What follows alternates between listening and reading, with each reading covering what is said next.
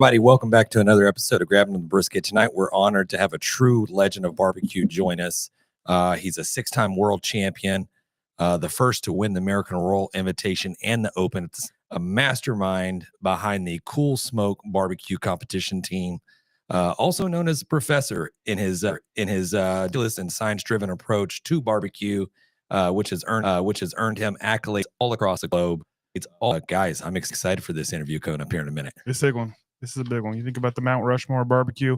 Anybody that creates one of those, this guy's gonna be on it. Yeah, Tuffy Stone's huge, man. Yeah, I know, man. This is obviously we've had a chance to talk to him and hang out a little bit at different events we've been to.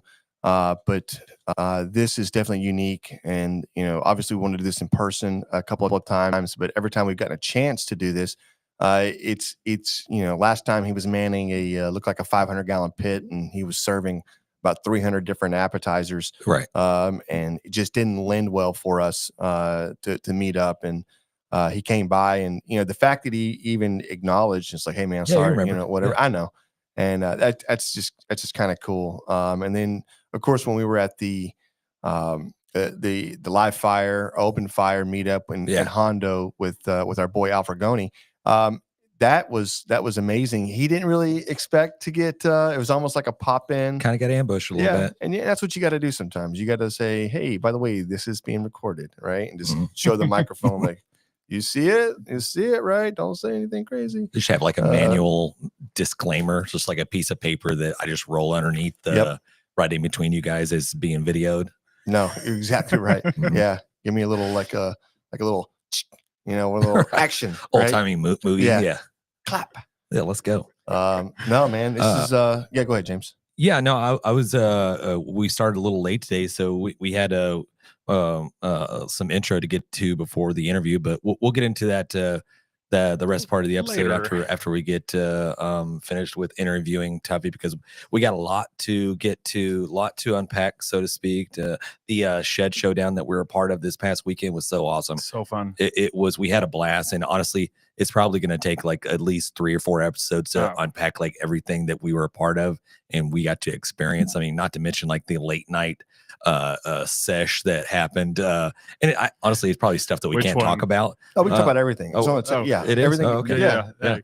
They know we're media. Yeah, it's fine. That's true. I mean, but it was fun. Yeah. We've got a source inside. It tells you, it tells you every single thing that happens late night at the shed. Yeah, we're your guys. Yeah, okay. I was wearing a GoPro on the chain, so we got a video coming. Yeah, just like an audio, like a lapel mic. Just like, can you speak into this? Say that one more time. Hey, Raul, do we have anybody? Is our feed up as far as our people in our thing? How do we see that? Just curious. Yeah. This is a little bit earlier than we usually we're not starting for like 2 hours. So no, I know. A lot of folks still at work, I think. There are. If you're on your way home and you're listening to us, please don't wreck. It's been a lot of crazy weather been out there. We've experienced our fair share of the snowpocalypse that has covered the entire south of the United States. It seems like from Texas all the way to Florida has been engulfed in snow, which is amazing. Florida's got, I think somebody said 10 inches of snow in some places, which is truly amazing. Also, if you've got, there is a little bit of a delay that we have right now on our audio and our voices. We do recognize it. We thank you for staying with us and not pointing it out and laughing at us too much. But we will definitely get this situated soon. Sorry, Roll, man.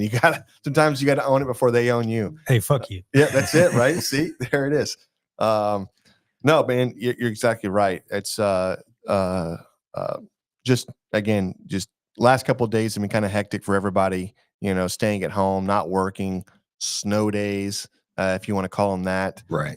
We had a lot of guys at work that really worked their butt off at home, and so it's amazing to see that, because they had the opportunity. They could have just kind of did what they wanted to do, and so it was cool to see everybody kind of online working and just doing what they can do while they're at home. Yeah, so. Especially during this like type of event that we experienced, like you mentioned earlier. Like, this is not something that we're used to. This is not something that happens on a normal occasion of having snow and ice and all that type in Houston.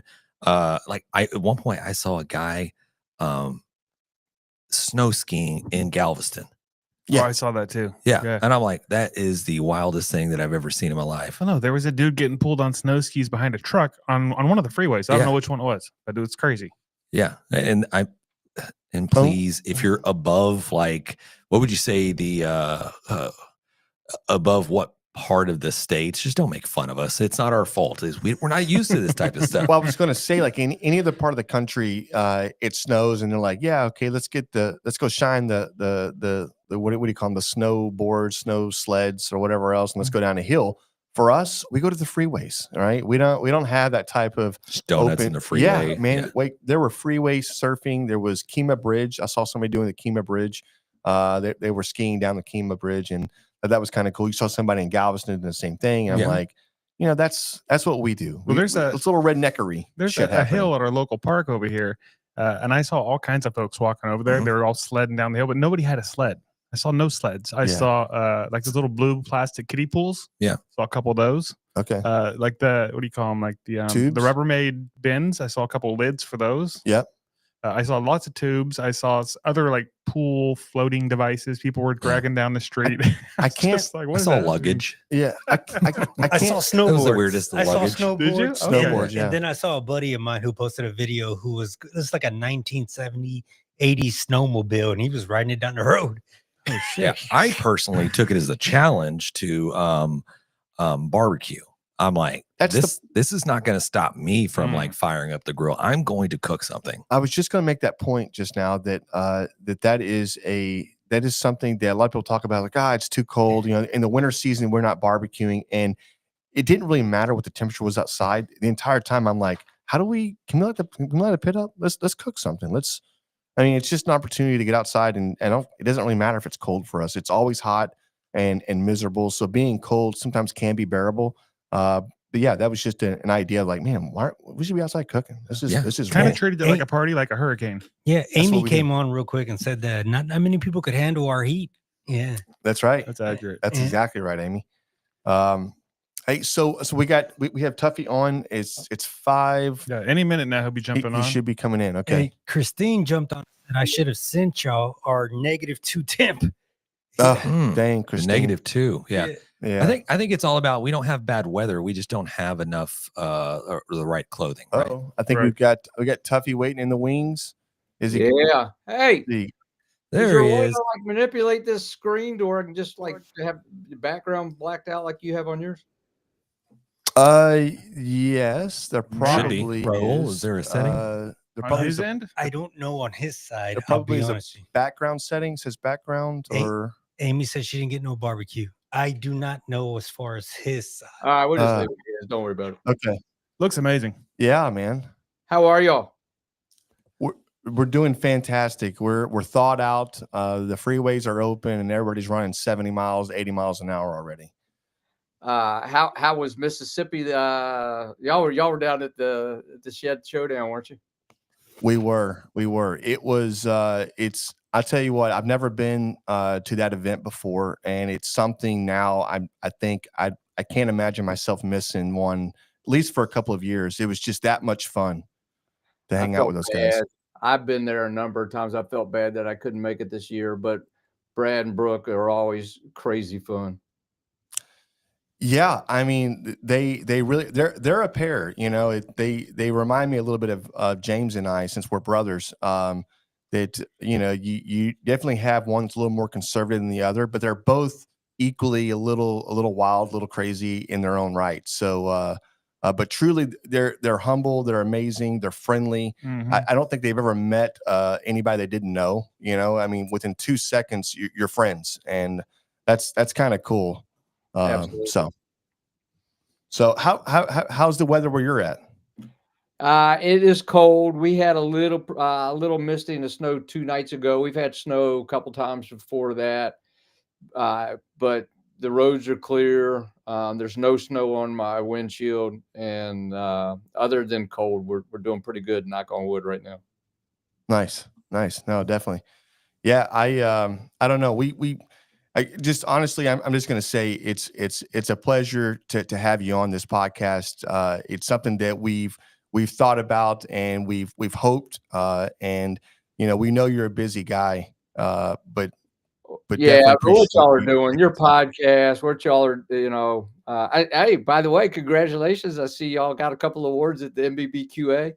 Yes, Giving sir. recognition to a job well done. So that's awesome. But anyways, we're long overdue, and we get to see each other sometimes, and sometimes it seems like I'm busy doing something and y'all are busy doing something else. But anyways, thanks for having me on. It's a pleasure to be here.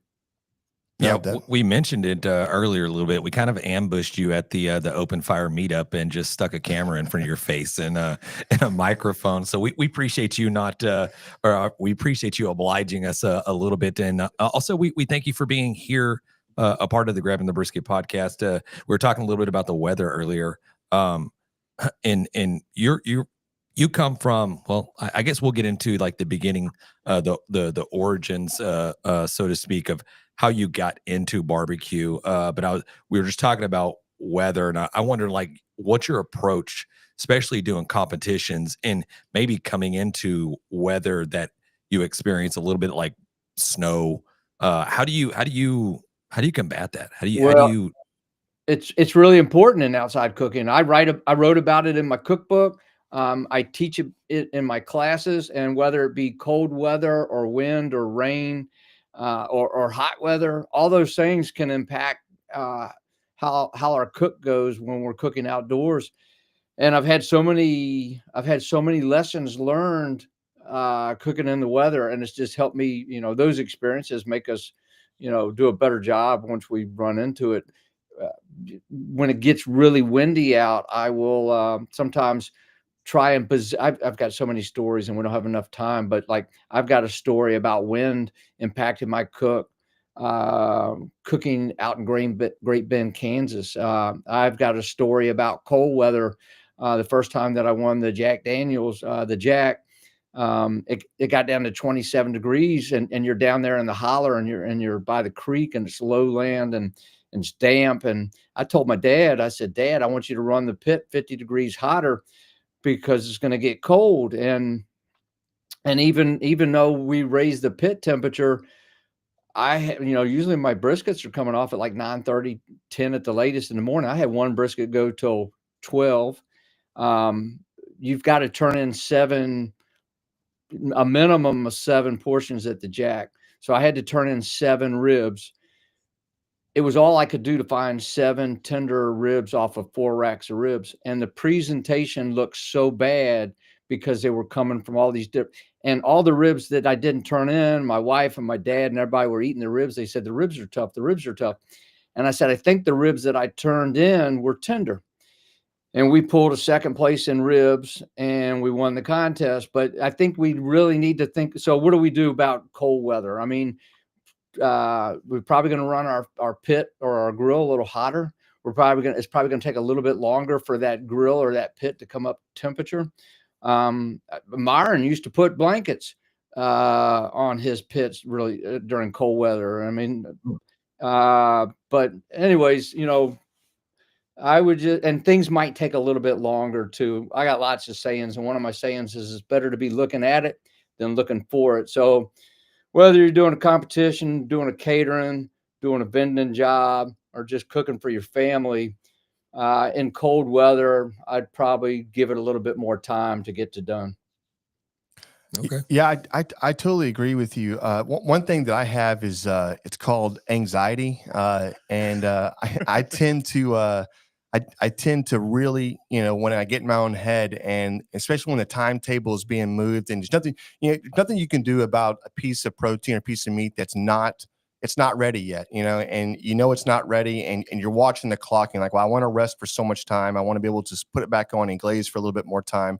And it's just getting there to the optimal tenderness and temperature. And I've got this inherent way of looking at it early on, and then I'm immediately trying to stoke it to 500 degrees, right? Which is obviously not what you want to do. And I've got one cook-off where I'm throwing logs on, and James is coming behind me and he's pulling logs off. And I come back around and I'm like, I just put logs on here, right? And so I'm throwing more logs in, and I walk off, and I turn around, and James is walking over there, and he's pulling the damn logs back off. He was like, I look at him, he goes, "You're just stop. You're doing too much. Let the pit do what the pit's going to do. We're going to be fine." And sometimes that's especially when you're cooking for yourself or at home, you can go to 11 o'clock before your family eats, right? You can order takeout and whatever, but in a competition, you've got to. You've got the timetable to adhere to, and I've got a hard problem with that sometimes. Well, you mentioned the word anxious. I promoted 2 of my chefs at our catering company, one to executive chef and one to sous chef, a number of years back. And so after I had offered the positions and they had accepted them, we were in my cooking school. And it was the 3 of us meeting, and I asked them both. I said, "Are y'all nervous?" And they both said they were nervous. And I said, "Good. I do some of my best work nervous." I think sometimes you got to have a little bit of anxious edge to these things to do a really good job. No, I 100%. So we were kind of looking at, obviously we try to do our homework and, just being around you a little bit, but really trying to figure out, what really the background is and everything else. And one of the things that I didn't know is that you're French trained. And so you went the opposite direction. A lot of guys get into barbecue and they're going at it from, a friends or a family, or they get on a team somewhere and they really like it and they go off and start their own team. But you're a classically trained chef that went into barbecue. What kind of spawned that for you? Well, first of all, Chef Alain, he lives about 3 blocks over there. Okay. And so I did 4 years in the Marine Corps active duty. Got out of the Marine Corps, moved to Richmond, Virginia. Had saved up enough money to go to college, but I didn't have enough money to pay rent and groceries and those kind of things. So I had to work while I was going to college. And I started off working in the front of the house, tending bar and waiting tables. And anybody in the restaurant business, generally speaking, the money's usually better in the front of the house than it is in the kitchen. And I had a roommate, and we had a modest collection of cookbooks. My grandmother had given me some sourdough starter, so I was baking sourdough bread 3 times a week. And just really, we would go and get groceries and make good dinners, and we enjoyed the hobby of cooking. And as I started down this path, I started thinking, it might make more sense for me to work in the kitchen in the restaurant. And I always thought it was just going to be a hobby. I felt like being able to cook was always going to be a skill set that would serve me well in life. But I never thought about it in terms of a way to make a living. So I researched all the chefs in Richmond and the restaurants. I made a prioritized list. At the top of the list was a Frenchman named Chef Alain. He had a restaurant called La Maisonette. And I was pretty fresh out of the Marines. I was only out 3 months, and so I was pretty squared away. And I dressed up, set up an interview, and painfully typed out a resume. And 2 of my regrets in high school were taking 3 years of Latin instead of Spanish, and never taking typing. But as I hold my laptop talking to y'all now. But anyways, set up an appointment to meet with Chef Alain. Went into his kitchen. He's in his, chef coat, got his chef hat on, apron. His sous chef's filleting fish. Stocks are simmering. It's a working interview. He's got a pair knife, and he's doing this technique of turning little potatoes to make them kind of ornate looking. And he's listening to what I have to say. And he said he'd call me, but I could tell by the way the conversation was going, he wasn't going to call me. And it was a teeny little restaurant, but it was so clean, and it was just, and I went home that night, and I just thought, man, this is the place to learn how to cook. So I came up with this idea, and the next morning I knocked on the kitchen door, and Chef answered the door, and I said, "Chef, I can give you Wednesdays and Saturdays from 8 in the morning until noon for free. I'll do whatever you want. I'll wash dishes. I'll clean your lettuce, whatever you want." I didn't think he'd say no. And of course he didn't say no.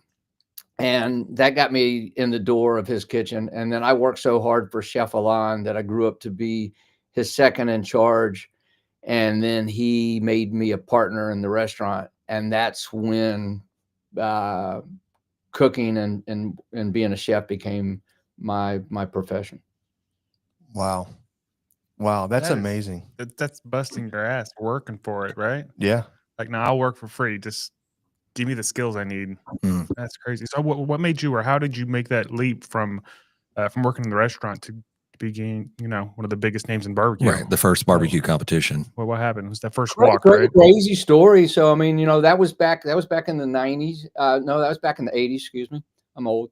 And so then I met my wife Leslie. We eventually started a high-end catering company that we started in 1993 called A Sharper Palate, and we just turned 31 years old. So that's still thriving. But anyways, the business got to where eventually we had grown, and I wasn't cooking anymore. I was just managing, and I was missing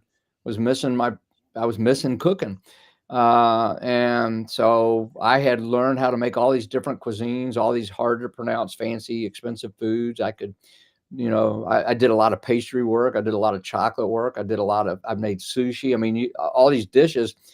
And I was like, man, I want to learn how to cook with fire. So I bought a Lang 84 smoker. I got a load of hickory. I had a few cookbooks. John Willingham was a cookbook that I was reading. I mean, I had a bunch of barbecue books, but anyways, got this load of hickory, got this pit, got some pork butts, made a rub, lit the fire, seasoned the meat, and I just ruined a big old load of pork butts. And it was just, there were so many things. It was surprising. It was humbling. I fell in love with it. I think probably everybody on this podcast show right now, we're probably all a little bit of a pyro. I like to play with fire. But anyways, I was just so surprised that I ruined this meat. And anyways, I kept doing it and doing it and doing it. And so over here, right across the street over here, is my neighbor Sue Brown, and she's been my neighbor for 25 years. And I would knock on Miss Brown's door and I say, Miss Brown, I got some barbecue for you. And she would be so gracious and take that barbecue. And one day she knocked on the door, or one day I knocked on the door, she answered it. And I said, Miss Brown, I got some barbecue for you. And she said, Tuffy, I still got some of the last barbecue you gave me. Oh, man. And it just dawned on me. I could tell by her face she didn't want it. So why did she want it? Most people ruin barbecue, including myself. We undercook it and we oversmoke it. And anyways, in this journey of like trying to learn how to make barbecue and cook with fire, there used to be the only communication back then with barbecue other than face to face. There used to be a barbecue forum, and anyways, in that forum, I learned that there was a barbecue circuit, and I was so surprised by that. There's competition barbecue. I just wasn't expecting that. And so in 2004, I signed up for my first barbecue competition in Lynchburg, Virginia, which is about 2 hours from here, but it's where I grew up. And I did my first barbecue contest. And the only reason I signed up for that is I figured I'd go meet people there that knew how to make good barbecue. I wasn't really looking to be competitive. So I go to this contest, and I'm up with all the stick burners, and it's cold. And back then I was running my pit lower, so I was putting my meat on longer. And I'm with all the stick burners talking. I'm meeting all these people for the first time, and they keep looking over at this motorhome and this beautiful pit, and they go, he hadn't even lit his fire yet. And I go, who hadn't lit his fire yet? And they go, Johnny hadn't lit his fire yet. I go, who's Johnny? They go, Johnny Trigg. I go, who's Johnny Trigg? And anyways, he won that contest. We got 2 calls, and I kind of fell in love with the people. And anyways, that's a little bit of the journey of barbecue, and it's taken me on a trip I could have never imagined. Yeah, that's it's something we were kind of reflecting on a little bit this past weekend, just being out. One is being part of the BBQA, which I think is a fantastic organization. Kel and Janet both had gotten a little sick on this trip, and Kel had to miss the last couple of days. He was just not feeling well at all. And but we got to talking, and one of the things that we were coming out is, we're guys from South Texas here, Southeast Texas here, just south of Houston, and have competed in this area for quite a while, but never really branched out, right? Just never competition, well, it's kind of far away. Well, there's so many that happen around here. There's no reason to go somewhere else. And, we've got some pretty big ones, but it's just stuff that we were bouncing around here, and COVID happened, and we were kind of sitting around like, what are we going to do? There's no competitions. And so somebody made a comment like, let's do a podcast. And I'm thinking to myself, yeah, first of all, like, I don't think podcasts are fun, and I don't think anybody watches a podcast. Like, who watches? I mean, I was kind of making a joke about who watches podcasts, and everybody in the room was like, well, we all do. And I'm like, well, shit, I'm on the back end of this. I need to figure out what a podcast really is, first of all, or how that even works. And within a week or two, John showed up with microphones, and James had bought a microphone, and he goes, I come walking up, and they're like, where's your microphone? I said, well, I didn't get one. And John's like, well, I went ahead and bought another one because I knew you wouldn't do it. And so we just kind of got on and started this talk, right? This ramble, this half drinking, and we sold this to our. We were whole drinking. Yeah. But we sold this to our wives it was a way for us to hang out, and we could drink beer together, and it was the same as kind of going to a competition because we were always cooking something and then going talking about it and whatever. But that one left, or that one right that we took, has led to us traveling to Kansas. It's led us going out to the Shed, going to San Antonio, going to Hondo for the Open Fire, and it's opened doors, and we've gotten to network and see an incredibly bigger side to barbecue that we never thought we would actually see, and so I think for that, like, I'm fortunate enough to go, man, like, this was a great idea that I didn't have the fortitude to even think about, and I feel so glad that I said, yeah, let's do this, So again, it's led us here to this day that, we get to have you, on the podcast, and it's just wild. The community of the people you get to meet in barbecue is just amazing. It was probably back around 2000, and it was around 2006, something like that. I ended up changing my cell plan 3 times that year because I had met all these great people from Texas and Kansas and, all over the country. And I was talking to these people on the phone about barbecue for hours. And I used to not use my cell phone that much. But the people that we get to meet through barbecue is amazing. It's a lot of wonderful people. Yeah. Oh yeah. No, I can't tell you enough. Go ahead, James. Yeah, we ran to a little bit earlier before you jumped on. We ran through some of the accolades, some of the competitions that you won.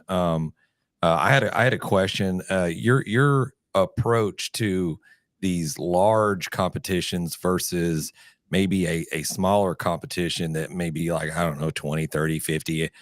Do you have a difference? Do you approach them differently, or is it just the same?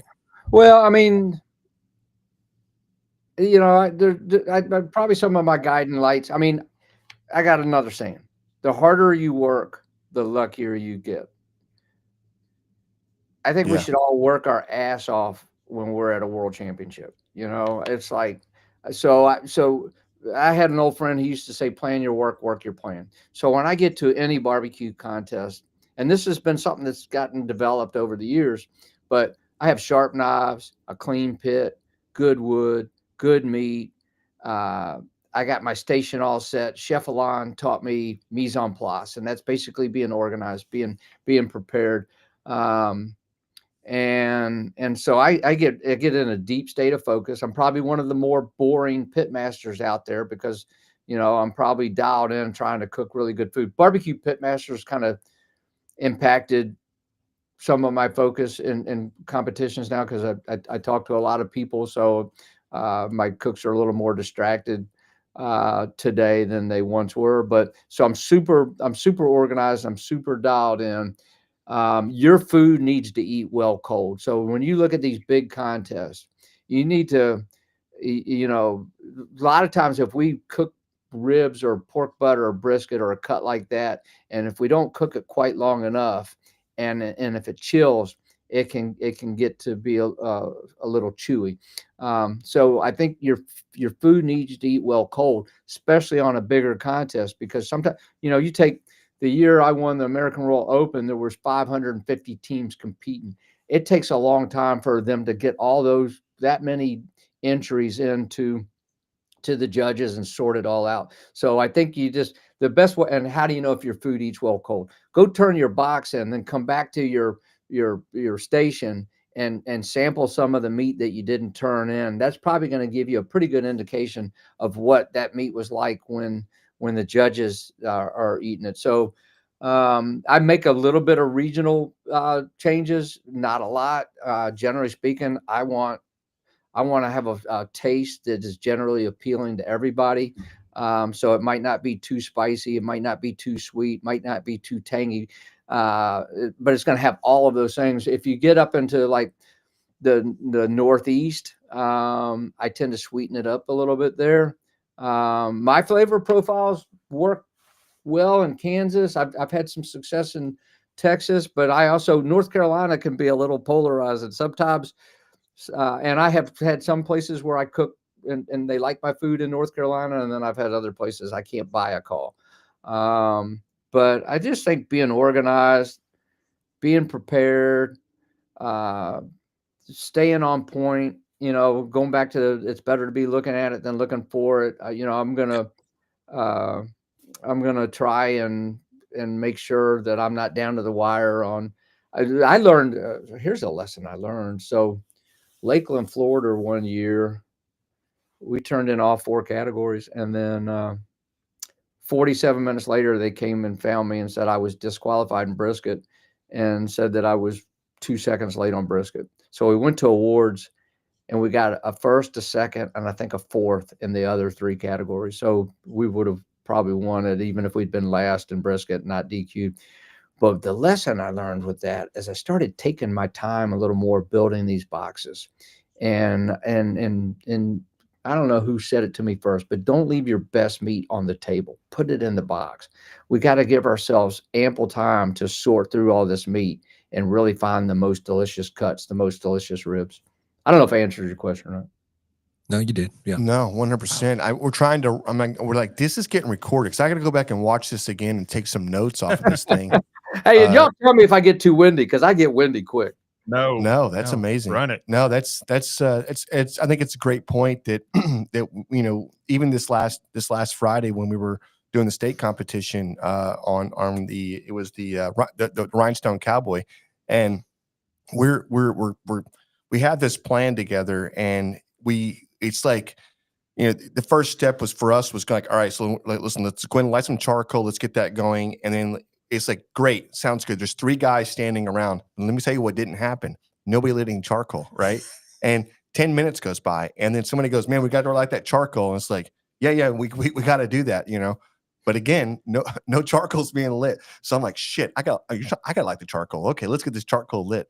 And from the time we lit the charcoal, it was one big scramble for the open, and then right behind that was the steak turn in. And you've got 2 steaks, and we really wanted to cook one 30 minutes prior and have it done. But that would require us also to cook our open 30 minutes prior to that, right? Which, guess what? We didn't do. So we literally got the open plated out, more charcoal in, pit's getting hot, and we're cooking one steak. We're finishing that one steak, and we had to start the second steak at the same time. And so we knew what steak we wanted to turn in, or so we thought. And essentially, we finished both steaks within, I'd say, about 5 minutes of each other. Mm-hmm. And we were literally plating and running off. I think we wanted to be the first. We wanted to be the first top 5, 6, 7, 10 teams turned in. I think we were the last team. It was it was the last couple seconds. We were running over there. I'm like scurrying up. Why did we? You know what I mean? It's like we had a plan. We just failed to follow the plan, and everybody had a job they were doing already, and it was like one thing had to happen first, which is we had to get the pit lit. And everybody wanted to prep something, and we're trying to make a homemade pico de gallo. All these little stations had to happen, but again, nothing happens without the fire, and that just set us back probably 30 minutes between the coals and everything else. So, yeah. Tuffy, do you does it matter to you when you turn in? I know some of these different competitions that they give you a window or they give you a time that you have to turn in. Do you have a preference? Do you turn in early or late, in the middle, or do you So, What do you so do? well, it depends on the contest. All right, and I'm just giving it all out here. So, like if you're cooking at the Invitational or the Open at the Royal, um, they use those bread trays, and they'll put 4 on the bottom and 2 on the top. And when you go to turn in, there's going to be a whole long line of these bread trays that you can go and turn your. So whoever turns our boxes in for that, I just want them to be on the 5th or the 6th. I want the food to sit on the top rather than have food sitting on top of ours. So when that's a strategy I have with that. But I don't really, on a big contest like that, I don't play around with early or late. I just want to be on the 5th or the 6th. I want to be on those top 2 for those clamshells. Turn in strategy and a more manageable, smaller contest. Historically, I want to be on the front side for chicken and ribs. When this is all specific to KCBS right now, but when chicken gets turned in, when the first category gets turned in, they're just going to take the first 6 boxes. They're going to take them to a table and they're going to get dispersed, and they'll just go through that process. But Kansas City Barbecue Society does not want the judges, if they can help it, to judge the same entry, the same team twice. So if there's 4 tables, ideally they'd like it to just. So as you get deeper into the categories, it takes a little bit longer for that box to get sorted to go to the table, because they're paying attention to that a little bit. So usually with chicken and ribs, I'm on the front side, and usually with pork and brisket, I'm on the later side. But I'm just telling you, it stinks to get disqualified. So don't play it too close. I played it too close one time, and it bit me. Yeah, we've been on the last time that we were at the American Roll, just as the podcast, recording and filming some of the turn-ins and watching the clock. And then once you get about a minute down and you just see people running, and you just see the fear and the panic in their eyes, and you know they've been trucking it for a while, and you see you're like, oh man, just hurry up, man. I don't want you to DQ, man. This is gonna suck. Yeah. I was all state cross country in high school, and I was a good runner in the and the rule specifically. So when we were at Kemper, when it used to be down there at Kemper, I had to run down that hall, and I was going to do a blind turn, and I was either going to crash into somebody or I was going to get my box turned in on time. And I think Carolyn Wells was taking boxes, and I think there was like less than 30 seconds on the clock. And she looked up at me. I did the same thing another year at the Royal at Arrowhead and had to run up this ramp. But anyways, I don't do that anymore. I think I'm older. I'm a little wiser. Nice. Yeah. You learned some lessons. Yeah. No, that's good. So the Royals getting a new spot, right? They bought the land next to the track there, and I think I heard somebody say they're not going to be ready this coming up year, but possibly next year. They're looking at more funding and everything else. So definitely eager to see the new digs when they get that going. We did have the little time to hang out with Kevin. What was his last? Yes, yeah, with the Memphis in May.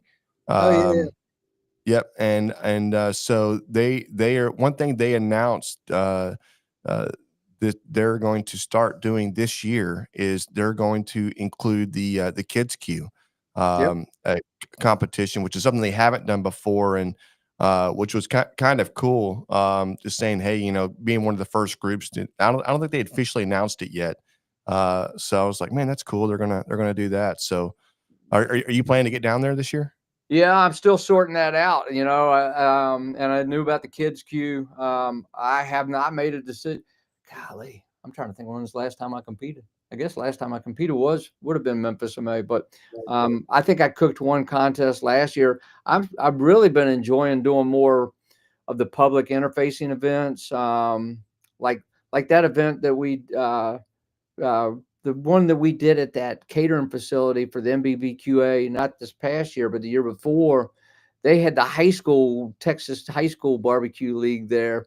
I've always enjoyed being, teaching young people how to cook and help them. And I just, you've got the high school league, Melissa Cookston, she's got her league. And then was it World Junior Barbecue League? I think it is. And then, and then also with what Memphis is doing. But those kids that were in Texas when we were there, they came over to my station and they were just so well mannered and so polite and yes, ma'am, or yes, no, sir, or yes, sir. But they were all focused. Actually, I did another event where they had, it was the World Food Championship one year in Texas, and they had, the kids league too. So I just think that's good stuff. Yeah, I cannot agree more. The fact that the high schools now are putting together competition teams that are competing against other high schools is one, it's amazing. Two, I'm like, why didn't we have that? I'm like, how much further along would we be as, and James and I grew up just a backyard, uncle or dad had a barbecue pit, and that's kind of how you kind of cut your teeth on it. But yeah, I can't imagine just, we played sports, right? Throughout high school. But man, I would have definitely jumped in and tried to have done that.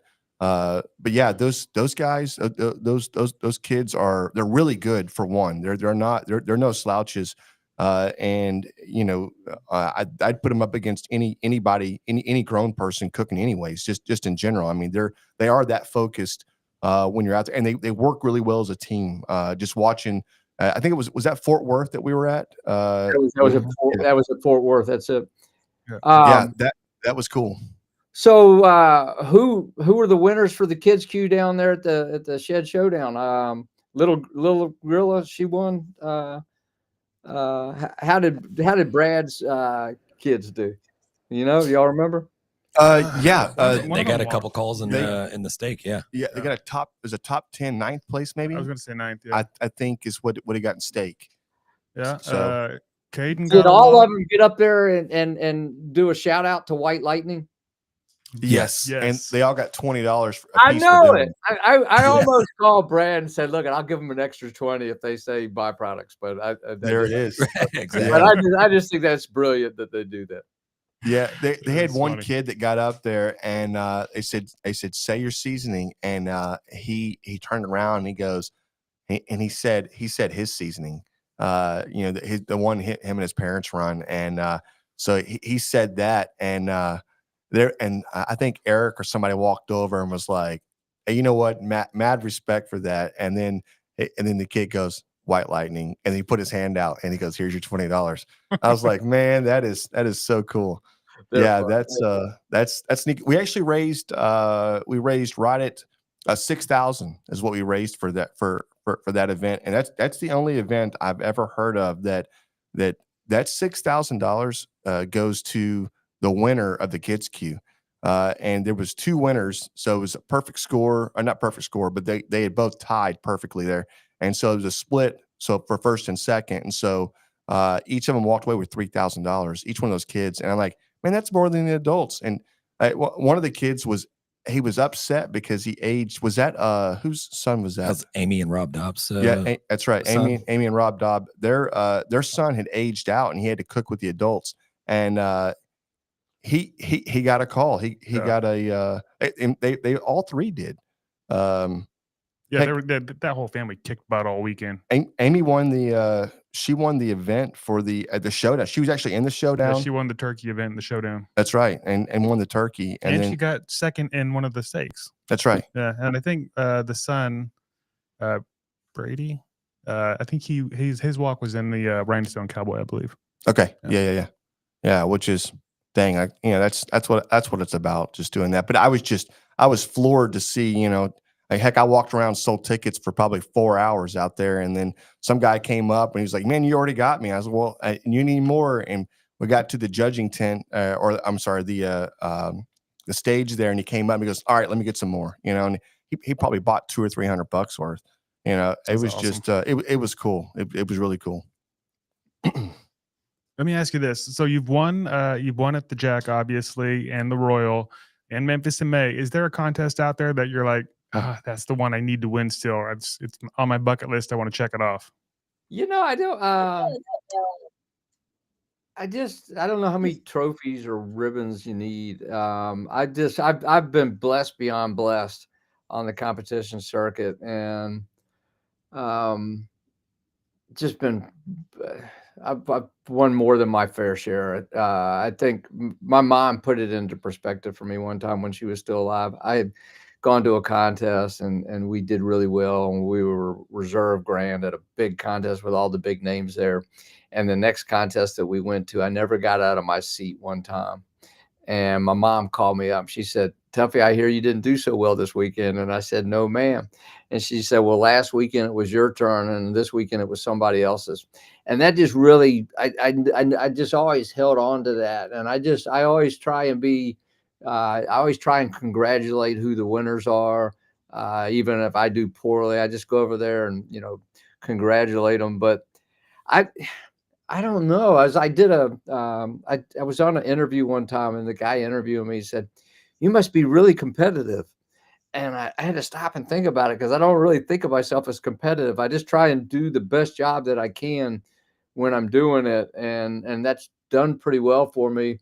And I don't know if I'm going to compete anymore. I'm not saying I'm not. I'm not saying I'm retiring, but it's just like, I like doing the events like ones we've seen each other at, where we get to talk to people and you feed them something and hopefully answer their questions, maybe impart a little knowledge. And I love I just really had an amazing experience. I got to go do something with Simplify America's Fund and cook. I think there were 16 veterans that had injuries, and we cooked and we did a class, and we spent, it was really rewarding. But I don't know if there's, I haven't won them all, but I feel content with where I'm at.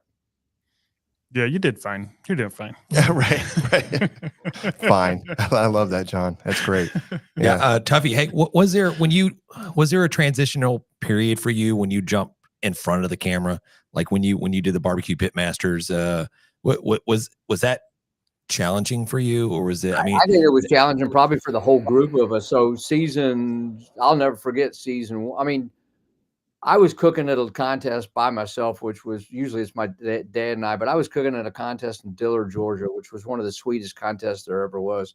And my phone rings, and it's John Marcus, and John was the creator of BBQ Pitmasters, and he used to do barbecue competitions, and he's just a award-winning. I think he's won an Emmy and a Peabody, and he's just a great writer. And he calls me up, and he says, I answered the phone, and he says, "Tuffy, I want to send 2 camera guys down to Richmond on Tuesday to film you in Richmond.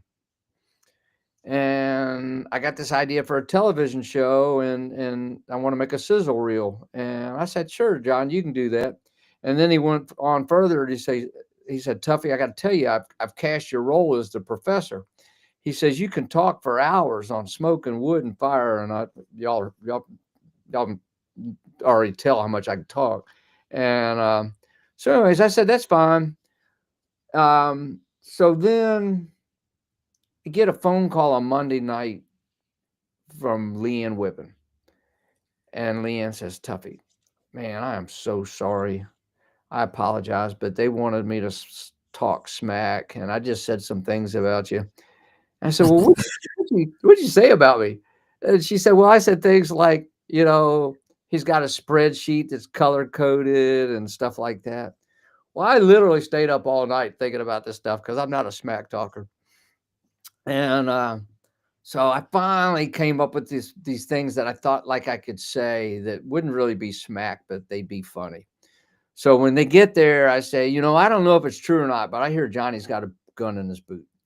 I said, "I love Leanne, but I don't like to cook beside her because her hair dryer always knocks out my power."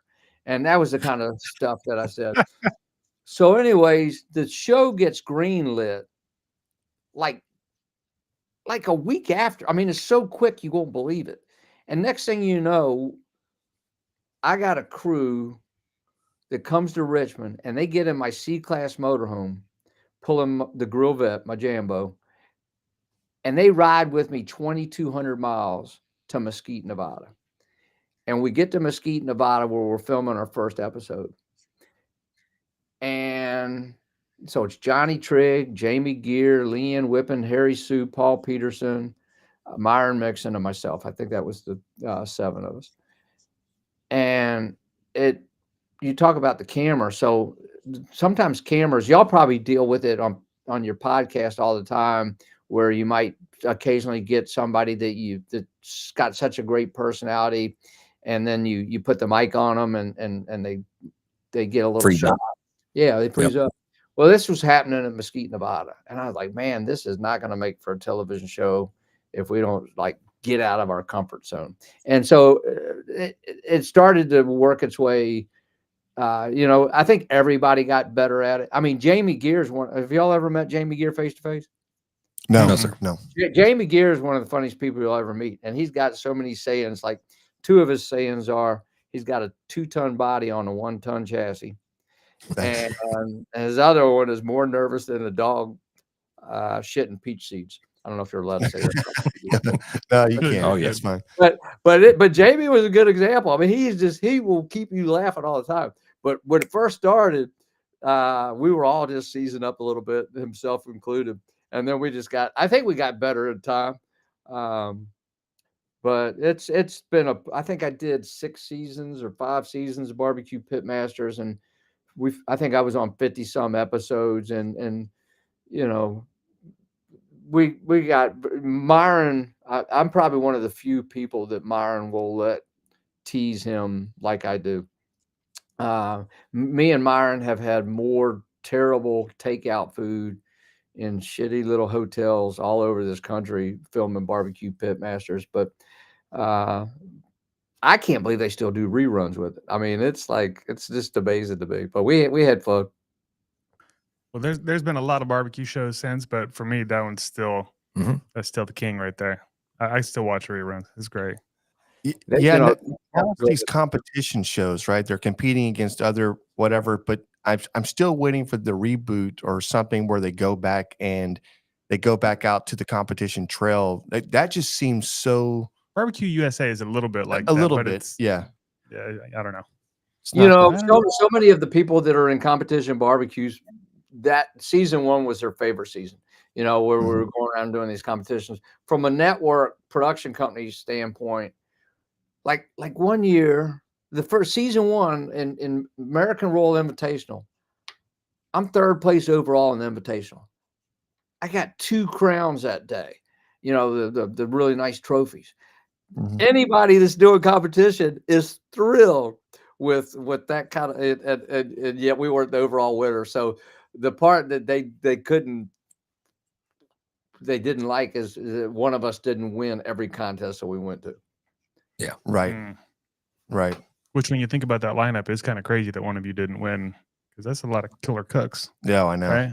I know. Yeah, but we all know how competitive. I mean, there's a lot of great cooks out there. Yeah, you guys gave away too many secrets. So I mean, and that's one thing I like about barbecue. I think in the early days, for us, there were a lot of people that kept secrets, and there's always a few things you keep back. And but and you may call out 2 of your rubs, but maybe you don't show a certain technique or a certain marinade or just a wrap or anything else. And it's every little thing that sets you apart. It's always that nuance there. But lately, I feel like it's become more of an open book, and especially with the video, and you've got YouTube is just transcended. Learning anything in life. And I go to YouTube, like, how do you do this? Well, I'll just YouTube it real quick. I'll be a master in about 30 minutes. Websites. Yeah. I mean, there used to be forums back in the day. I assume there still are forums. I just don't visit them much, but that usually was the source of where I would go to try to figure out how to barbecue. Yeah. Yeah. Speaking of just barbecue in general, you've got a lineup of rubs out there. Your umami rub is amazing. And it's probably one of my favorites that I go to. We've got it sitting on our shelves, and it's always one that even just for going back and finishing on something, going back, it's just a really, really good rub. I was at Kansas City, and there was guys from Japan, and they had their, it was a umami rub or whatever it was, and maybe it was a sauce. It wasn't a rub, it was sauce. It was a sauce. Yeah, which even then I was like, man, that's really good, and then I got a hold of yours, and I was like, man, that's it right there. What's some of your inspiration, or when you're coming up with some of these rubs, how are you testing those and putting them together? Well, it's like my whole lineup of barbecue provisions has become a bigger focus for me. I used to feel like being a chef was like being a plumber. And as long as I could feed people, I could put a roof over my head. COVID taught me that being a chef's not like a plumber. They still needed plumbers, but they didn't need us chefs. And I had so many friends during COVID that were just doing so well with their rubs, their sauces. All the grill manufacturers were doing well. All the charcoal manufacturers, because everybody was just staying at home and cooking.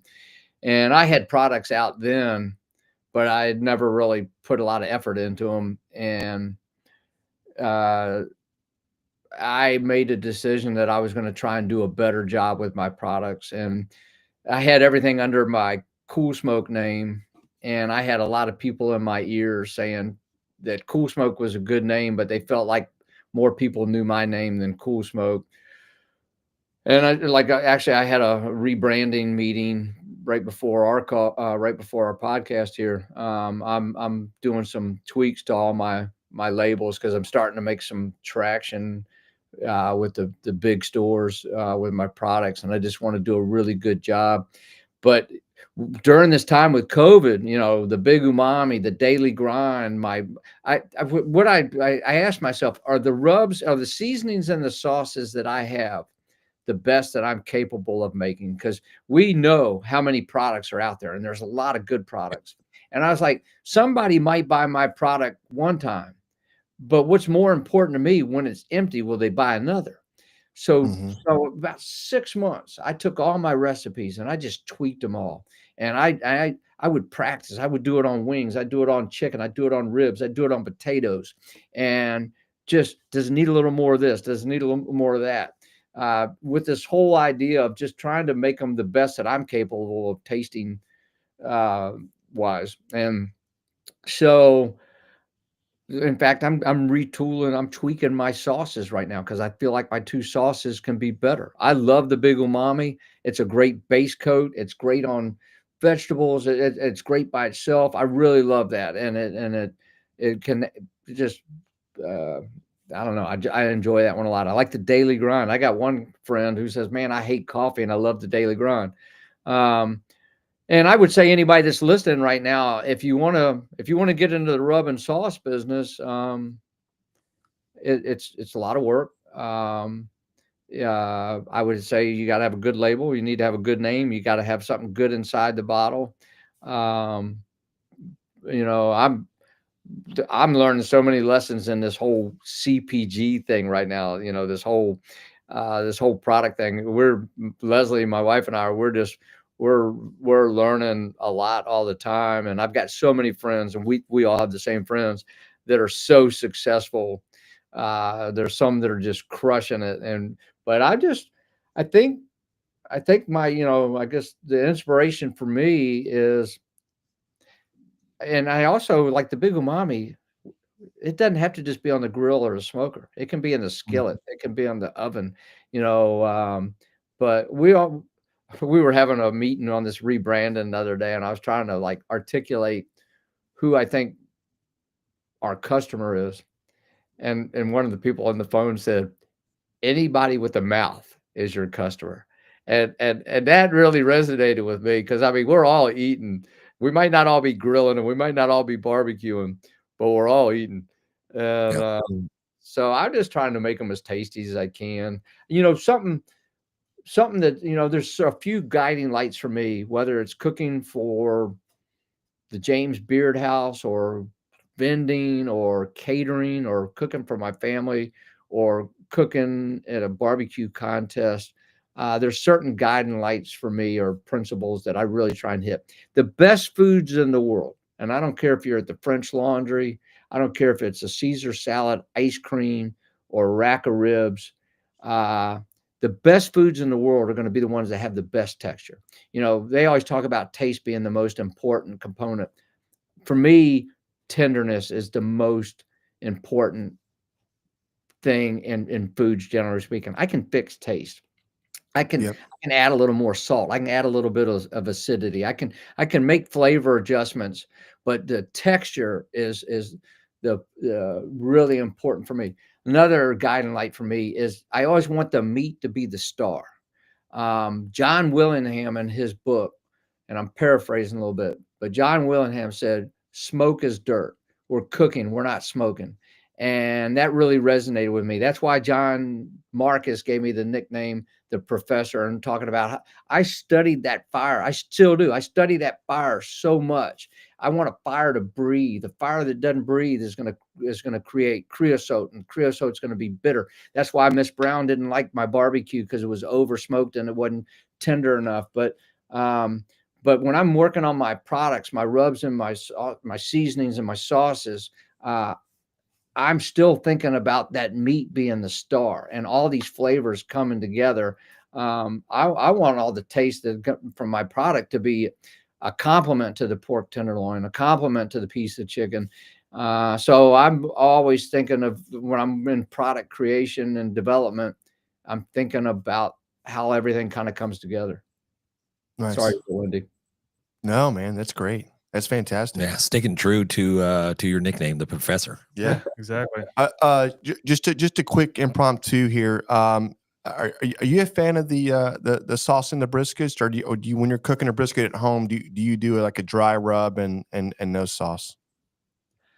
You know, it's funny. It's like I get a little moody this way. Even talking about the smoke. I was cooking these chickens for Sunday supper during COVID at this restaurant that I just purchased. Bad timing for that. And I was cooking these chickens, and I was brining them, and I was just trying to make. I wanted these. I felt like the chickens that I was smoking was like this lifeline, and it was going to be the difference between me staying in business or going out of business. And I put so much love into these chickens, and I did it every Sunday, and people would pre-order, but one of the things, and I'm sure we're all, probably everybody listening right now, we can all probably relate to just sometimes you light a fire and you're cooking a piece of meat. It's a good time to reflect. And anyways, I'm cooking these chickens, and I'm like, I learned sometimes I like them a little smoky. Sometimes I like them a little, just a whiff of smoke. And so brisket's a little bit that way for me too. And I think generally speaking, when I'm cooking brisket for just me, I might brush a little sauce on there, but sometimes no sauce at all. But when I'm doing competition brisket, it always has sauce on it. Yeah, that's something that has caught on for historically for a long time. You couldn't sauce a brisket in a lot of the competitions for I think for IBCA and Houston. Yep. And then it's the KCBS style of cooking has slowly moved in, and now you have the it's a CBA, which is here, and it's really getting, with it. it's amazing. But what they've done is they're really getting people here in Texas ready to cook KCBS and cook other places in the United States it's a bigger kind of a bigger program, and it's something that we've had a hard time learning here, just because there's no competitions that really allowed you to do it. So unless you were going to travel somewhere else and get the exposure, it was just kind of stuck there, So I really commend those guys for kind of bringing that on, and competition breeds greatness on the competition side for barbecue, but also for just sanctioning bodies. And the CBA is pushing the IBCA to do a better job and move into maybe a quicker scoring system, a little maybe something that's more fun in the calls when you're playing the walk up music, and just I don't know. I just think that all that stuff's kind of come along, and you've seen a big transition here in Texas, including the sauce, which is I've fought it for years, and I think it's got to have a balance.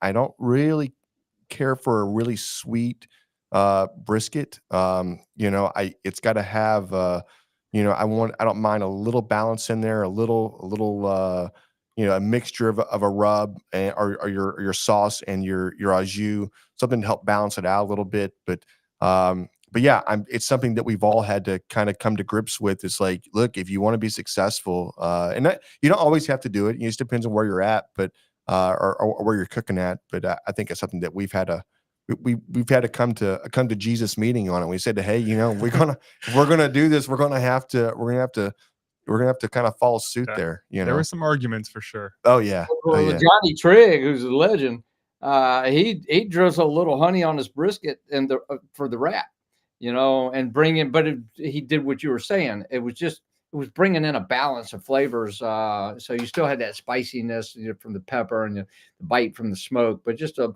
little sweetness just to round that out a little bit. Hey, going back to y'all's SCA and all that down at the Shed Showdown and not lighting the fires, how did y'all fare? Middle of the pack. Yeah, 30. Like 34th out of around, what was it, about 60 or? Yep, 64, 65 teams, and 14th in the open. And I don't know where that's good. Oh yeah. So you probably would have done better for you to have stayed on your timing. Just saying. I listen, I like that, and I actually agree with you. But the buck stops with James, and James took lead on this, and he's got to be a better director. Yeah, I'll take ownership of that Yeah. for sure. Tuffy, I know we're probably up against a wall a little bit. I know you needed a certain time that you need to get out there. Have you ever competed in an SCA contest? I've judged them. I've cooked it. I've competed in an IBC. You know what? SCA contests are more complicated than KCBS, and I've been around them a lot. And these light meters and all of this stuff. It's like, but I've been behind the scenes on the SCAs and been able to be in the judging area without judging, and I've also judged them too. But golly, they're precise. Yeah, and I guess some of the scuttlebutt that we heard, I mean, I think you have to be sous vide in these steaks. At least I know a lot of competitors out there that are winning are doing that just because of I guess you get a graph. I don't know. Yeah. I haven't been behind the scenes of where that steak needs to be. Now, if you cook a perfectly medium steak and it has like a little gray band going on the around that, then they're like, you get deducted points to a certain extent. And I'm like, well, the only way you're going to get wall to wall like that perfect medium is to possibly sous vide it. You know what I mean? SCA, even competition barbecue, sometimes it gets so far away. Let's just speak to barbecue right now. Sometimes it gets so far away from the essence of what really barbecue was. My entries for my barbecue have always still looked like food. I didn't do lollipops. I didn't do muffin pans. My chicken, not every piece looked perfectly the same. I didn't inject ribs. I do inject pork butts and brisket. That bothers me that I do that as well, because there's part of, I always thought about barbecue. Barbecue's like the most gregarious cuisine. It's where we're taking the tougher cuts of meat. It's usually family reunions and picnics and large groups of people. And it's this real humble food that's really hard to make. And I learned that in my initial attempts. It's easy to make bad barbecue, but whether it be sous vide or meat glue or some of the things that are happening in the food competitions now, I get a little less interested in that, and I just want good I think it was Rod Gray that used to say it, but somebody that I used to talk to a lot used to say, "Good food is good food," and put it in your. That's what I liked about IBCA. I only cooked one IBCA contest. I had Ronnie and Michelle Wade. She cooked as nothing fancy, and what was Ronnie Wade's name? Anyways, legends in the IBCA. I cooked right beside them. And I like the way they approach judging for IBCA. They said, look at it. Does it look like good food? Smell it. Does it smell like good food? Taste it. Does it taste like good food? I kind of like that. No, definitely. No, definitely. Is there any new rubs or sauces you're working on right now? If you don't want to. No, so I mean, right now, I'm tweaking the labels, as I said earlier. We're really close. I'm starting to get into some bigger stores, and I feel like I wanted the packaging to just be. My cousin said something to me this summer. I was working on a big presentation, and he's in the advertising world, and he says you got 2 seconds to have your label reach out. And when you got that whole wall of rubs or sauces in the grocery store, it's got to be. So anyways, I'm tweaking that. So that's been a lot of effort right now. I have 3 sauces named, and the recipe is right. More or less the packaging for them. I'm waiting. I think 2025 is going to be an exciting. I'm knock on wood. 2025 is starting off pretty good with some of the momentum that I'm starting to see with these products.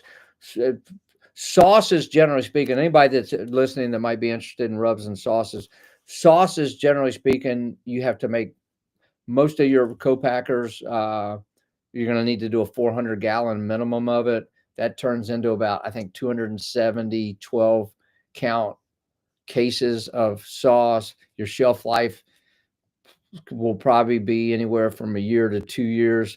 Rubs, you don't have to make as much. Shelf life is better, and they're less. And anyway, so rubs is sometimes an easier thing to step into with sauce. So I'm probably going to wait with these rebranding efforts and getting into some of these bigger retailers. I'm looking to step up my content. All these things kind of come together. So I'm going to see how this gets going, but I've got 3 sauces ready to go, and I've got some ideas for rubs, but I haven't formulated those yet. Nice.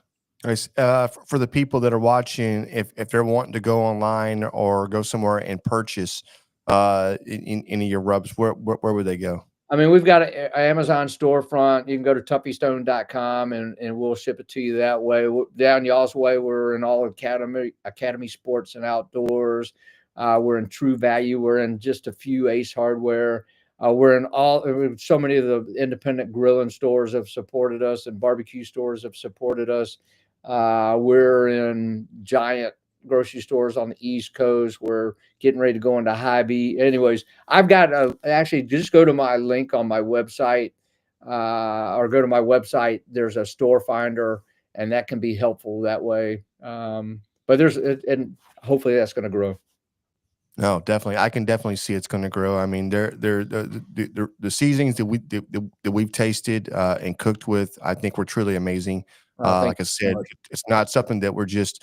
It literally is sitting on a shelf next to a barbecue pit, and it's one thing that it does catch your eye, and we love them. So if there's anything that we can do to help just promote you, let us know, because we're definitely fans. Well, I appreciate y'all so much, and once we get this packaging refreshed, I'll send y'all a package of stuff to take a look at and tell me what you think. Definitely. Hey, Tuffy, we appreciate you coming on. Truly honored. Just taking time out of your day. And we just need to do it again. I see some people are dropping notes over here on the side. Ryan Yep. talks about missing my restaurant. I appreciate that. I think Anthony from ThermoWorks. I wish I had seen you too, Anthony. Someone said Simplify Devil Dog. Anyways, we'll just have to do it again because there's tons of stuff for us to talk about. Oh, so Yeah, many more definitely. questions. Part Yeah. two Definitely. coming soon. Come on. All right. Hey, All right, appreciate it. stuff. All right. Yes, sir. Y'all have a good one. Appreciate All right. Yes, thank sir. you. Cheers. Bye-bye. Cheers.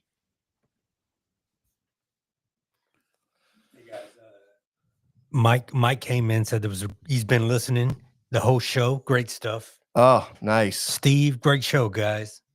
Oh, man. Thank you, guys. They're No. right. I mean, when you're right, you're right. And we're not going to say you're wrong. Dude, that was so freaking awesome. I mean, obviously, Tuffy was up against it today. He had a short window that he had to spend with us. He said he had an hour, and we took every minute of it. Hey, I've did. never seen you guys fanboy before. Yeah. Is that what you call it, bro? Whatever, bro. Yeah, right. Okay. Hey, cut his microphone off. I'm just saying. No. Hey, Raul, cut that out. Yeah. Right. Yeah, no, it's we probably could have just sat here for another hour just listening to him tell stories. And I was on my part of it, I gotta catch myself because I'm just sitting there lost into listening to the story. And I mean, honestly, that's an amazing place to be. So hopefully we can get Tuffy back on at another time and place, especially when his new rebranding comes out. I wonder what his rebranding is going to look like. Is it just like very just like wow, like bright colors? You know what I mean? Like Probably. The coolest thing he said and it was early on when he was telling his story about he said he started his little story with the first time I won the Jack. Yeah, right. Like, the first time. Yeah, I love Jesus. that's very God dang. Yeah. From then on, I was just.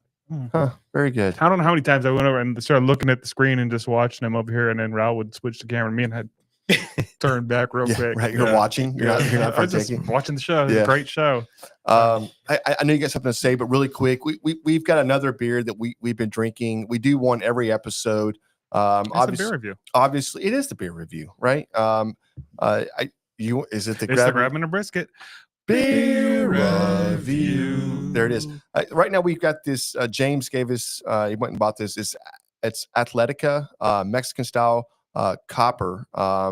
This is we're in dry January, and obviously we're all partaking in dry January. We have not swayed in any way, form, right, John? No, You have not. Yeah. You didn't drink at the shed. Well, I was drinking light beer, and light beer is not drinking. So let's be honest. I was drinking rum, so that's not drinking either. That's not. And then I did have some Fireball while I was there too. and that is liquor. And I had a Jameson. I did do a Jameson with a butter shots mix with it, which is like a pancake shot. Mm-hmm. I did that, and then may have mixed in like we did like a whiskey and Coke once. I don't know. Anyways, I've been celebrating dry January all month long, and but today we have another non-alcoholic beer. This is really good, by the way, James. Athletic Brewing Company. Yeah, I do like this. this. I like how it says made in the USA. Oh, yeah. So I saw 6. Oh, I was like, man, is that 6? Is that 6 ABV? But it's like 60 calories. So I'm like, okay, never mind. Yeah, 0 grams of fat, guys. That's it. Hey, just a big cheers to you guys. And like I said, I know we've got a long episode here going. A couple more things we got to get through. You guys want to? We've already drank it. Do we want to score this thing real quick? Yeah, let's score real quick. Go ahead. Let's do it.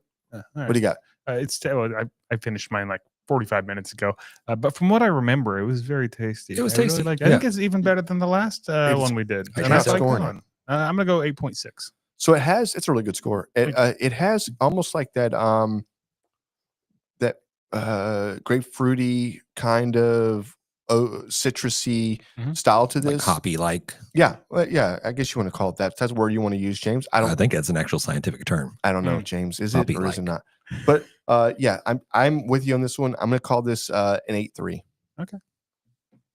Well, I'm trying to remember my score last time. I think I went solid 8.0 last time. I think You did? didn't. I think You did. Okay.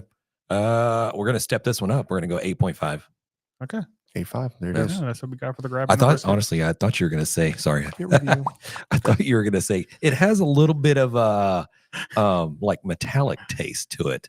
And I was like, no, it's just because it's a Mexican styled copper.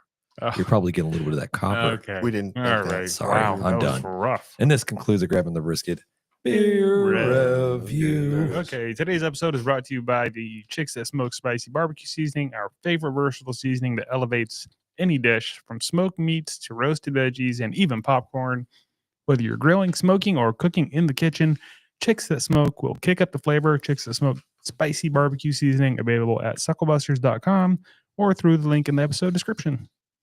Thanks, John. Yeah. Thanks for sharing I that. just thought I'd slip that in there real quick. Yeah. Obviously, we got a bunch of pictures and stuff that we'd like to share with you guys. Maybe on the next episode. Yeah, we have to save some of we're gonna this, have I to- think. go But through. can we get into the hot off the grill barbecue news? Let's go. There it is. And I made a little picture thing again of our upcoming guests. I'm trying to keep it up to date so we can get through this every time and just let people know what's going on. We've got Yeah. Adam Martinez coming up. That's next week. Followed by Gerald Vinette. That's going to be on the 6th. What's not on this picture, but is going to happen, is on the 13th. We have Meathead lined up. I just got him booked today. That's why it's not on there. Perfect. And then the following week, Rob Aroca. And that last week, which is the 27th of February, we've got Malcolm Reed. That's amazing. Great A job. whole bunch of heavy hitters. Great job getting people lined up. We got them John. lined up. And there's so many people that we talked to at the shed that want to get on the show. Yeah. And I'm like, we're looking at probably like March, maybe April. Maybe. Yeah. Yeah, Maybe we can unless fit we, them in. we might have to run like 2 episodes a week or something. Yeah, we'll just start Or in doing a a week. daily show here Oh. from the Pearland Podcast daily. studio. The Mhm. daily. Hey, let's do it. It rolls in, man. Yeah. Yeah. Yeah, he just had the little dollar signs in it. Right. You saw that? Yeah. Yeah. All right.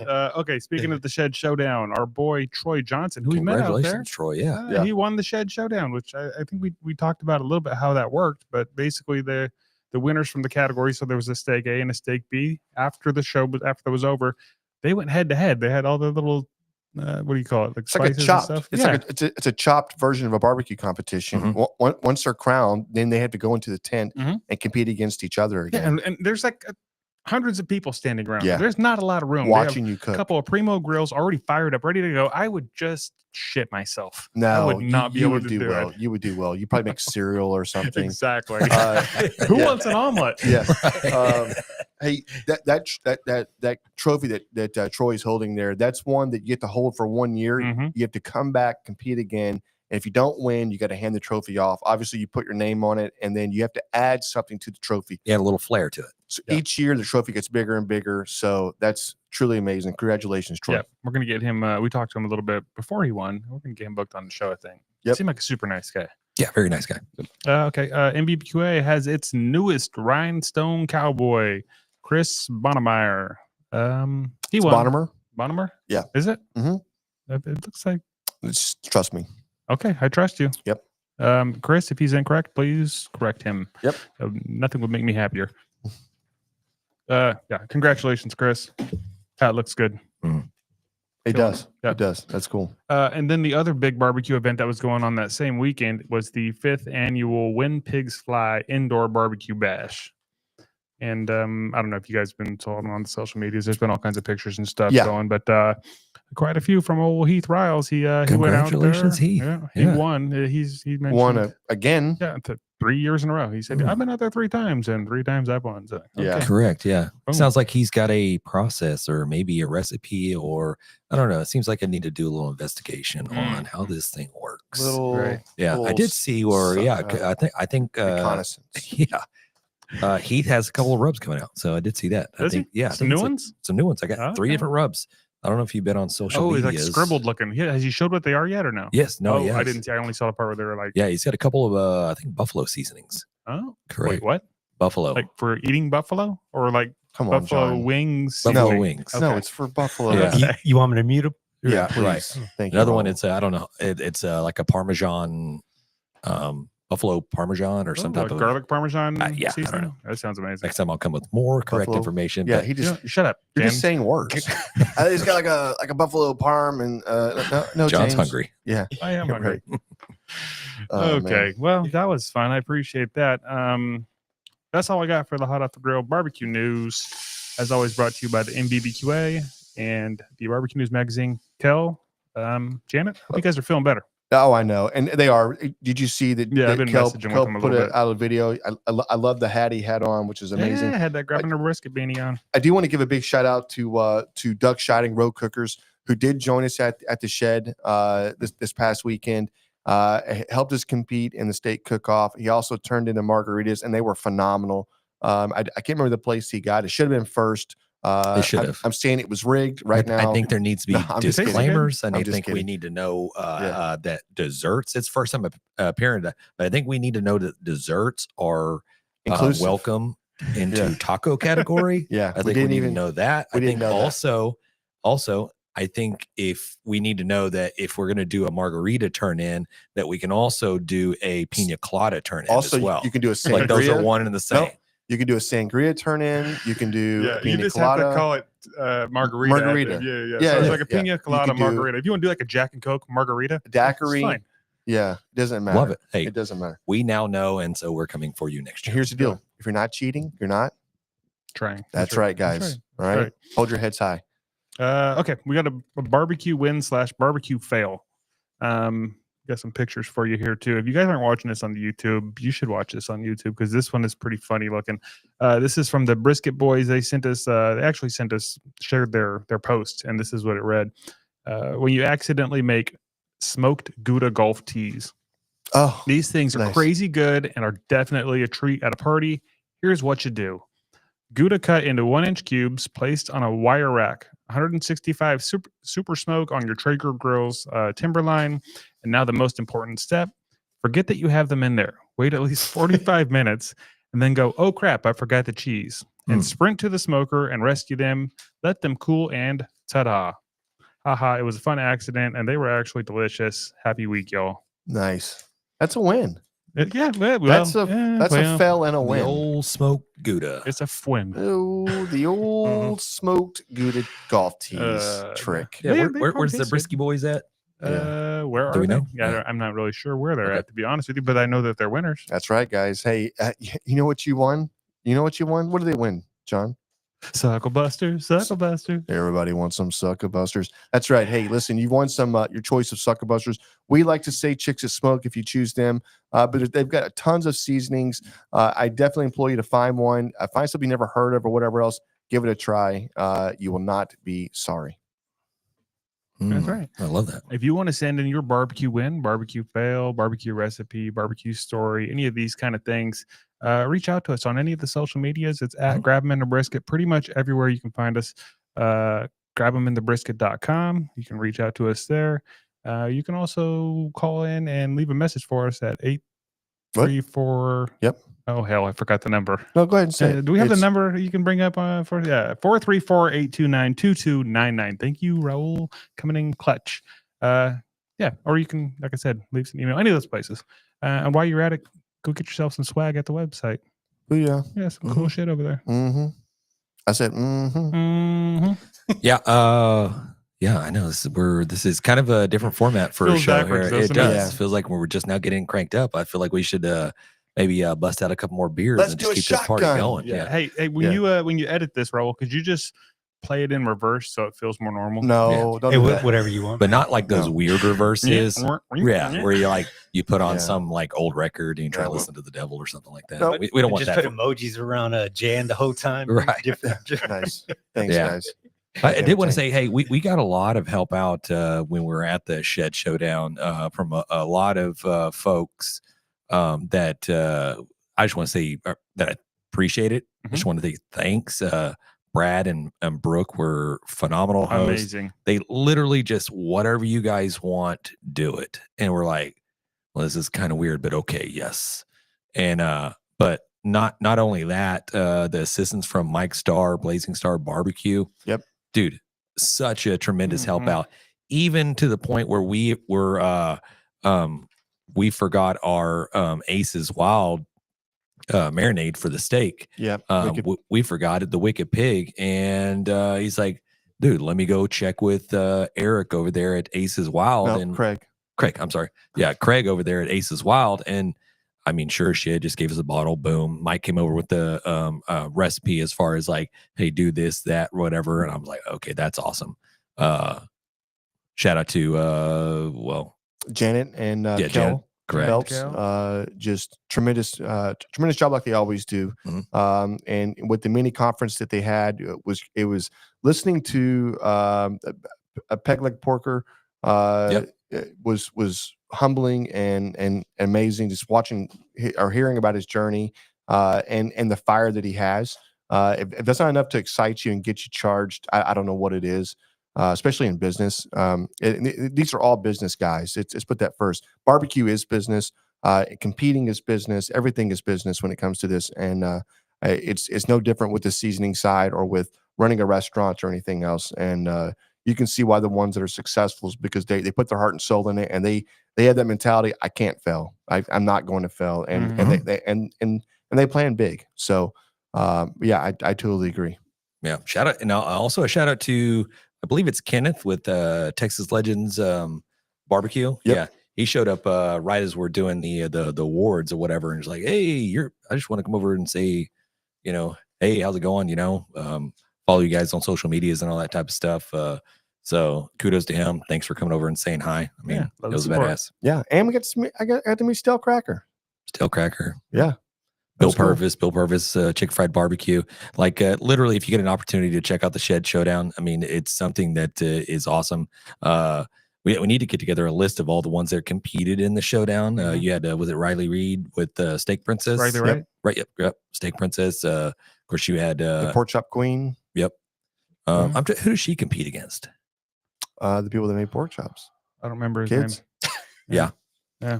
I don't know. We'll have to get the whole list, and we're going to deep dive into this whole showdown and BBQ. I think probably next week we get a little bit more time. But you're right. We ran into a lot of folks that it's fun to run into. So yeah. What was your favorite part of the weekend, John?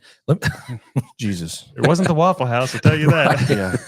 What was the worst part? Look, I'll tell you right now before we close out of this, I am never stopping at a Whataburger outside of Texas. It's not happening. Like, it was almost fight. It was like during the day time, but this is like lunchtime. It was like almost a fight. It was like a Sunday. It was a 40-minute wait time to get a burger. Never in my life. And then I was walking out and I was telling people, hey man, you might want to go. And it's like 40 minutes or something. And like they just said, and they walked in. They didn't believe you. Yeah. And then they like about 5 minutes in, they turned around and walked out. I was like, totally. So when we originally got there, I was like on the road for several hours. I'm okay. Beeline to the bathroom. I got to pee. There was already somebody in the stall, doing their business, doing whatever. No, I don't know what he was doing. Yeah, I don't even know. Yeah. So, and I'm like, okay, then. So I order, I sit down, then I see the cook coming out of the bathroom. I'm like, okay, that's who was in the stall. And then 10 minutes later, he's running back to the stall, and I'm like, shit. Probably for him, probably has a lot of sickness running around that thing. Everybody had masks on. Did you notice that? No, but there's a 7-day incubation period between getting sick with the flu and everything else, and the math may work out. If Saturday, Sunday you're feeling bad, I'm driving back that damn Whataburger. I'm telling you, man. He wasn't using the restroom. That's all I can say. I'm gonna burn it down. Yeah. I'm just kidding. If you burn down, it wasn't me. Get your stuff together. Act of God. Louisiana. Yeah, Louisiana. Come on. Hey, listen, James. I know you're going to say that your famous tagline here in a second, but I will say I had an amazing time hanging out with you guys. It was really one for the record books. I cannot wait to do this with you again. I'm looking for the next location, next item, next thing. But again, we get to do this right here each week. I just want to say out there, thank you guys for staying with this. It's a what? I'm sorry, Raul. What are you going to point at me? No, you're looking at the TV. Yeah, I am. Okay. Not really. I was looking at John. Yeah. So, but I just want to say thank you so much for hanging out with us and staying with us on this podcast. Tuffy was amazing. And again, we hope to have him back on. And yeah, just hey, thank you guys. As always, it's been great talking barbecue with you. Peace.